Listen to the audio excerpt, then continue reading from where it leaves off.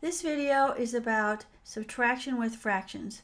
At the top of the page you will see 3/4. The 3 represents the numerator, the 4 represents the denominator. You can see the denominator in the problem below has an 8 in it. That means there are 8 parts in a whole.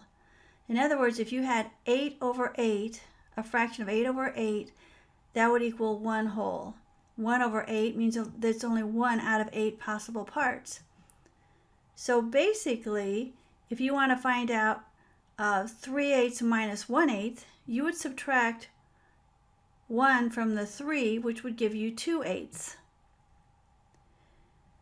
You have the number 5, and there's nothing to subtract from the number 5, so your answer is 5 2/8. Then you reduce it to 5 1/4, because whenever it is possible to reduce, you always must reduce the answer.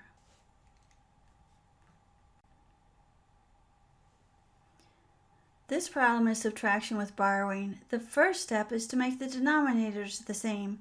As you can see, one is 16 and the other is 8. In order to make the 8 a 16, we would have to multiply it by 2. But in order to keep the fraction in the same ratio, we'd have to multiply the 5 by 2 also. And if we do that, the 5/8 becomes 10 over 16. And that's how to make the denominators the same.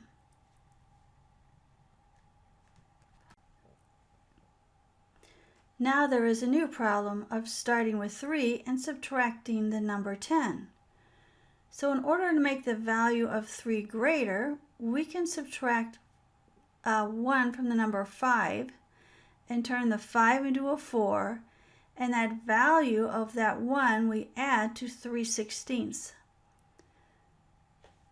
1 can be 16 over 16, it can be 32 over 32, it can be 2 over 2. Anytime the numerator and the denominator is the same, that value is 1. So the 5 turns into a 4, and with that 1 we make that 16/16. We add the 16/16 to the 3/16, and that comes to 19/16. So what was 5 3/16 now becomes 4 19/16. Once it is 4 19/16, we can subtract the 10 from the 19, and that gives us 9. So 4 minus 0 equals 4, 19 minus 10 equals 9, and the denominator remains 16. And that is how you solve a problem of subtraction with borrowing. Thank you.